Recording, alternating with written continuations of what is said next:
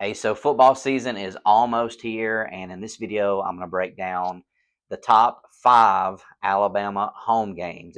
If you're planning a trip to Tuscaloosa, maybe you can only make it to one game or 2 games. I want to try to help you prioritize which ones might be the best ones to come to, and you don't have to agree with me.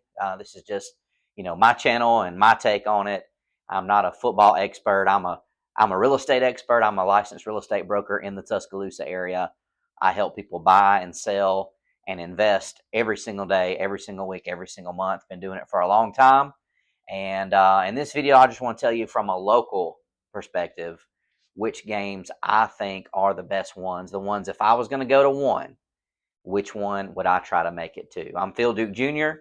I'm with eXp Realty, and this is my channel, Living in Tuscaloosa County. I made this channel mainly to show people what it's like to really live here. What are the locals saying? How do the locals see things here? And if you need a local realtor, you're looking to make a move to the Tuscaloosa area or buy an investment property or buy something for your kids to live in instead of paying it to the dorms, I'm your guy. You can click the link below, hop on my calendar, or you can scan that QR code down at the bottom. Would love to have a phone call or a video chat with you. So let's go ahead and jump into today's content. Now there's 7 home game weekends. I'm going to be ranking the top 5. So there's 2 that didn't make the top 5, and that's the opener, East Carolina. That one did not make the top 5. It would be a good game to go to, though. I also wrote down Chattanooga. It's towards the end of the season. Again, it's not in the top 5, but those are games where you're going to be able to get tickets, fairly reasonably priced. If you got a local connection, you might even be able to get them for free. Those are games where Alabama is playing an opponent that's nowhere near on their level, and they're probably going to blow them out, and it's not going to be a competitive game, and the backups are going to get a bunch of reps, and it's not going to be a stressful game. So even though those aren't in the top 5, those are still good games to go to, particularly, if you're like me and I have little kids that may not want to stay the whole time, or they might want to take a potty break at a crucial moment of a big game. Those are good games to go to. You can go to the concession stand without missing, a third down or a field goal or, something important that might happen in the game. And, the opening game, I would say, it's going to be at 11 a.m. And I don't know if you've ever been to an 11 a.m. game in early September in Tuscaloosa, but it is scorching hot. Okay. And so it wouldn't be the most fun for me. There's people that pass out and you're sweating like crazy. You're out there in the baking hot sun. I will tell you though, even though these didn't make it into the top 5, if you can get into the East Carolina game, the best place to be, the best tickets to have are on the west upper deck, very high up, because there's a cover. You'll be in the shade. Or if you can get in, I think that they've changed the numbers now, but it used to be U1, U2, and U3, and U4 is the big section at the top, the big upper deck section, but there's smaller upper deck areas underneath those. If you're in U1 or U2 or U3, you're totally covered by the upper deck.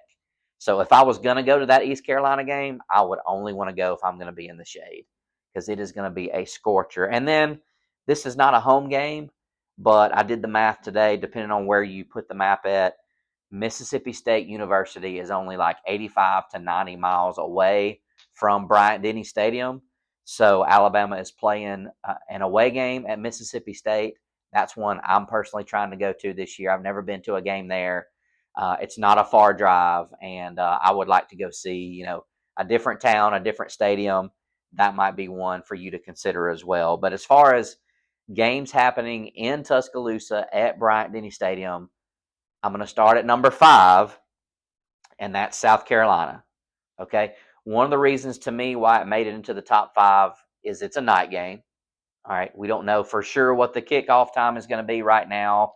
And there's a few of these that we don't know yet, but that one is already determined to be a night game.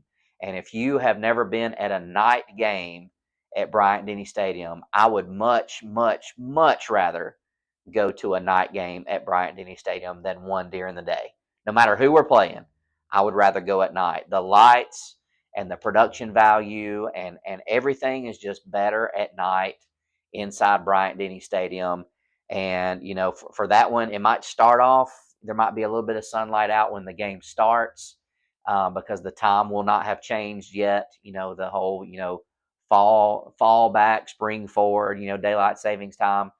It still might be, 7:30, 7:45 p.m. before it gets totally dark, but the second half of that game is going to be totally in the dark. And South Carolina has been tough the last few years.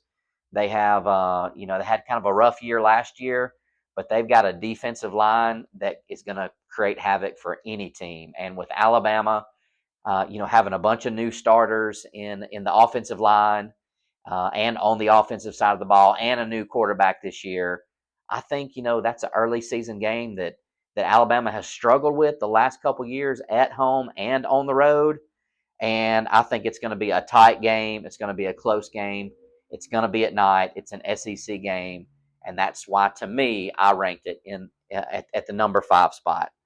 Number 4 is another early season game, Florida State. For those that remember last year, Alabama went on the road down to Florida State. There was a lot of optimism. We're going to get back to running the ball. We're going to be super physical. And we go down there, we start off the year, and we just get embarrassed. They made us look bad, okay? And that's been a problem with Kalen DeBoer so far as the head coach at Alabama. He's only lost one game at home, and that was in 2025, his first year against Oklahoma. So Alabama is a much stronger team at home. That's why all 5 of these games, I think they're going to win. They might lose one, and I'll mention that a little bit later on. But they've been very good at home. They've been hard to beat at home, but going on the road, they have struggled under Coach DeBoer, particularly when they are on the road and they're going against a team that they are favored to win by 10 points or more. Those are the kind of games that they lose. They win the big ones, and then they go play a team that they should easily beat, and those are the ones they end up losing so far. So that's a revenge game. It's a 2:30 kickoff, so it's still going to be warm that day. I'm here to tell you. That's still going to be a warm day. And if it was at night, I would rank it higher just for the revenge factor. But since it's a day game, like I said, night games are better. That's a 2:30 kickoff already on the calendar for 2:30 p.m. That's my number 4. Number 3 is Texas A&M. Last year, Texas A&M was a playoff team. Now, they had a very weak SEC schedule. They kind of didn't really play any of the big, really good teams in the SEC, just the way that their schedule worked out. Now that there's so many teams in the SEC, every year there's going to be some SEC teams that have very hard schedules where they play a lot of the best teams in the conference. And then a couple teams are going to have it pretty easy. And last year, Texas A&M had a great team. They ran through their schedule. They made it to the college football playoffs. But when they got there, they kind of got exposed, right? And that was kind of the thought going in all year was like, yeah, they're winning and they've got a good record, but they haven't really played the top teams in the Southeastern Conference. But still, that is a team that's predicted to make it to the playoffs, be a playoff contender this year. That game will be at Bryant-Denny. We don't know the kickoff time yet, but I think regardless of no matter what time that kickoff is, it's going to be a big game. Very good chance it's going to be the SEC game of the week, if not the national game of the week that year, depending on how the season goes. So that's going to be my number 3 pick. I think it's going to be a very important game for the SEC championship game. Who gets to play in that game, as well as the college football playoffs. Number 2 is Auburn, the Iron Bowl, right? Auburn is coming into this season with a new coach, right? They fired Hugh Freeze last year. They were absolutely pathetic on offense for several years, but they had an amazing defense, and they kept their defensive coordinator, and they kept a lot of their best defensive players. They didn't have a mass exodus of people. In fact, when they fired their coach last year, the defensive coordinator stepped up and was the interim coach. And I think he wanted to be the head coach, but they wanted to bring somebody in with a little bit more head coaching experience and a little bit more head coaching success. So that's why they ended up, hiring Alex Golish. And he's an offensive-minded coach. He was the offensive coordinator at Tennessee when Tennessee finally beat Alabama, several years ago. Put up amazing numbers as an offensive coordinator. Went down to South Florida, had some success there. Never did anything crazy, didn't make it to the playoffs or anything like that, but had winning seasons every year, won bowl games every single year, and that's something that Auburn hasn't done in several years. I think they've had like 6 or 7 years in a row of losing seasons. They've lost more games than they've won the last 5 or 6 or 7 years. So this year they're going to come into Tuscaloosa at the end of the season. They're likely, not going to be a playoff contender. They're likely not going to be, in contention to play for the SEC championship. But what they could do is they could ruin Alabama's chances at an SEC championship or a playoff berth. So no matter what the records are in the Iron Bowl, Auburn and Alabama always play close for the most part. There's been some years, particularly at Bryant-Denny Stadium, there's been years where Alabama really, really beat them badly. But I think that's going to be an interesting game. I think depending on how the early season and the midseason goes for them, by the end of the season, they're probably going to have things a little bit more figured out. Their coach is going to have a little bit better idea of how to be an SEC coach and how to manage everything and all that coming into the end of the season. And it would make their season if they could come in and knock off Alabama. So I think that would be a huge game. That's typically like a 2:30 p.m. game. Sometimes it could be a 6 p.m. Type night game. More than likely, it's going to be middle of the day. That's Thanksgiving week, so a lot of people are already off work. There's it's going to be a little bit easier to get to town that week because kids are out of school and businesses are closed down. Typically on that Thursday of Thanksgiving and Black Friday, and then come to the Iron Bowl on Saturday. So that's my number 2 home game. You probably already guessed this, but the number 1 home game, if I could only go to one this year, it would be the Georgia game. Okay. We don't have a kickoff time, but it has been mandated that it is going to be a night game. So it's going to be 6 p.m., 6:30, 7 p.m. kickoff.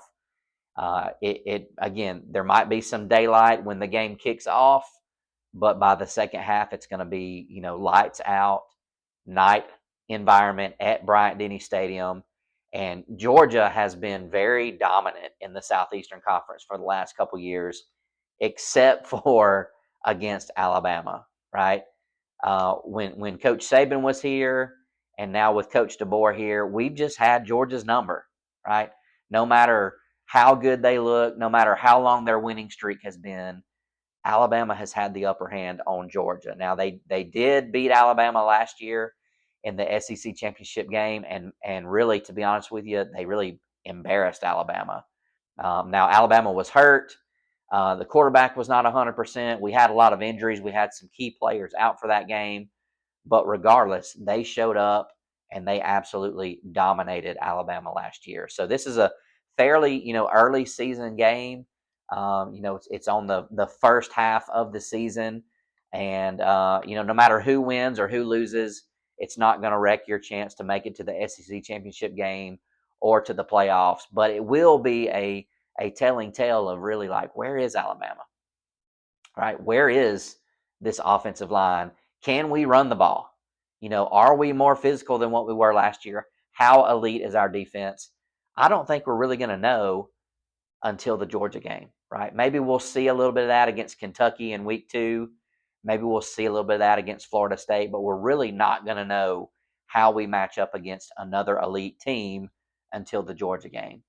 And so that's a night game against an opponent that's likely going to be in the top 5 or the top 10 worst case scenario. And that would be my number 1 game. If I could only go to one game all year this year, I would want to be at the Alabama-Georgia game. But anytime you can be in Bryant-Denny Stadium in the fall, it's going to be fun. Don't think that, if your budget doesn't allow you to go to that game, or if it doesn't allow you to go to the Iron Bowl, don't think that like coming to even like the Eastern Carolina or the Chattanooga game is going to be boring. Anytime you can go to Bryant-Denny Stadium and watch the pregame, see the band out there on the field, listen to the band when they're from the stands, see a flyover during the national anthem, watch the team walk out of the tunnel. You really can't go wrong with any of them. Would love to hear your comments down below. If you plan on going to a game or you're thinking about going to a game, would love to hear which one you're planning to go to, which one is number one in your book, and you can put that in the comments below. Thanks for checking out today's video.